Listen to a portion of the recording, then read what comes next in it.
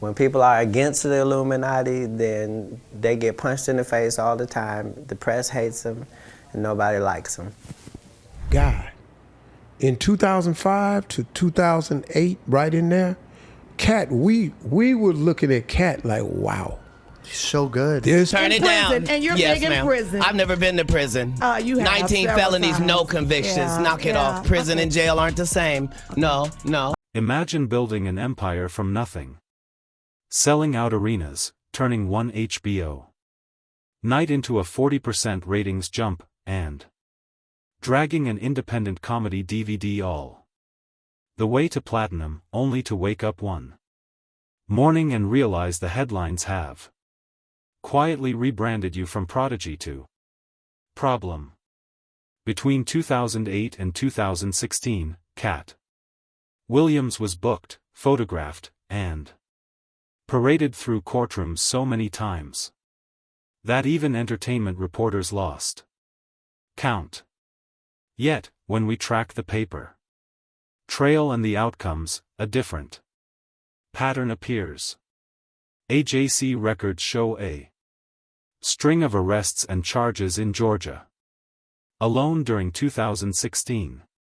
From a pool store altercation in Gainesville on February 29 to a cell phone dispute and property damage claims weeks later, followed by negotiated pleas and dropped counts, rather than convictions stacking up the way the mug shots suggest. When we step back and add in at least 11 civil assault suits logged in court databases since 2008, including claims over bar fights, entourage clashes, and alleged threats, we are not just looking at one volatile performer, but at a system that found it very convenient to frame one man as a walking headline. Reggie was a wild boy. Katt is a wild boy. Something happened where Reggie didn't make it home. He got ambushed, y'all. Oh, I know. So you can't possibly respond to it. You're not sure of the meaning. And I'm going to continue hitting you because this is what comedians do. If there is a God side and the other side, if there are moral things and things that are immoral, if there is this side or that side, it can't be left up to thought process. I'm an enforcer on this side. We can see how quickly that framing took hold if we start in Woodland, California in late November 2012, where security cameras captured Katt in a red hoodie striking a 19-year-old Target employee in the face, and then sprinting out of the store. Within days, the clip had gone viral, and local news in Sacramento were replaying it every hour. But buried in the follow-up coverage were details that rarely made it into the memes. The worker later told CBS he had just been fired with no clear explanation, that the confrontation began when Katt tried to buy his personal motorcycle helmet, and that the argument escalated only after a tense back and forth. Years later, Katt would claim in an interview that the slap followed a racial insult, a version his supporters still repeat, while the district attorney only filed a misdemeanor battery case and no long prison bid ever materialized. The incident damaged his brand overnight, but on paper, it became another low-level charge in a long list that prosecutors were happy to wave around whenever they needed to argue he was dangerous. Meanwhile, just 3 years later, and more than 2,000 m away, Gainesville, Georgia turned into ground zero for what Newsweek later called his open season year. On February 29, 2016, police found him lying face down outside a pool supply store with his hands behind his back as if already bracing for the cuffs. After an employee reported that a verbal dispute had turned into Katt throwing an object and striking him. Within days, Hall County investigator said that same employee deserved restitution, and a Georgia judge eventually ordered Katt to pay for damages in that case.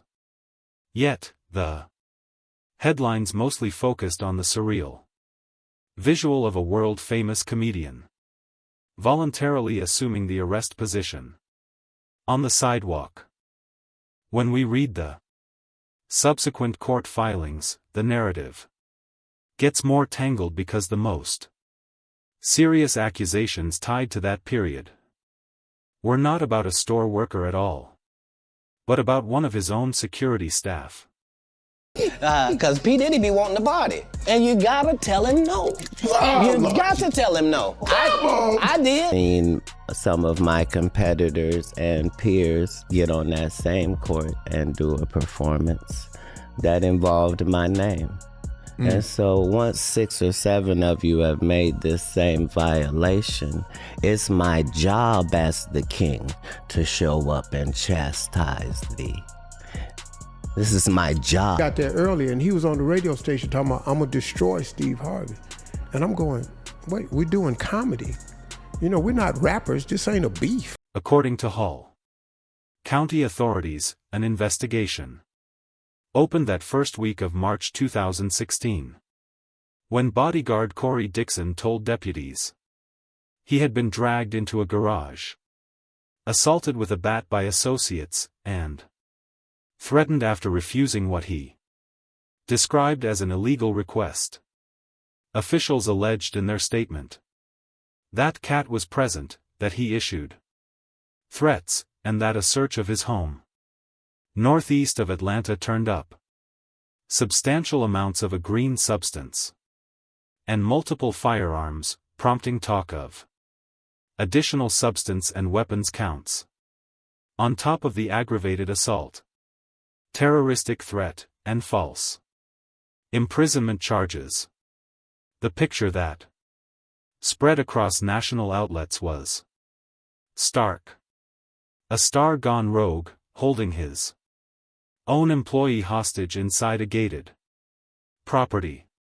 But when we follow the story into the following months, the case quietly narrows. Plea deals are struck.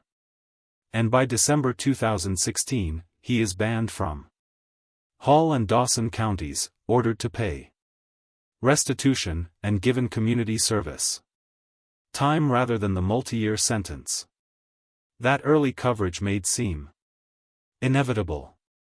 To understand how we got to that point, we have to rewind to November 9, 2008, when Atlanta police were called to a high-end steakhouse just hours after Katt stepped off stage at the Fox Theater. Local reports describe businessman Marion Powers accusing Katt of attacking him with a bottle and sending him to the hospital, then filing a civil claim for roughly $3.5 million over alleged injuries and emotional distress. Yet, 5 people in the restaurant told a very different story to investigators and later to civil attorneys, saying the businessman approached Katt's table, insulted him, brought up his family, and physically invaded his space before any table flipped or glasses shattered. When we look at how that lawsuit played out with no headline-grabbing judgment and no lasting criminal record, it starts to resemble a pattern that courthouse news has flagged in at least 11 separate assault-related filings against him over more than a decade. A confrontation, a claim, a big number on the complaint, and then a settlement or dismissal that never catches the same attention as the initial allegation. Baltimore comedian Reggie Carroll has been shot in Mississippi. He was 52. Reggie Carroll was fondly known as the knockout king of comedy, was reportedly shot last week. The alleged shooting incident took place in South. There were two people in the house. Obviously, this incident turned violent.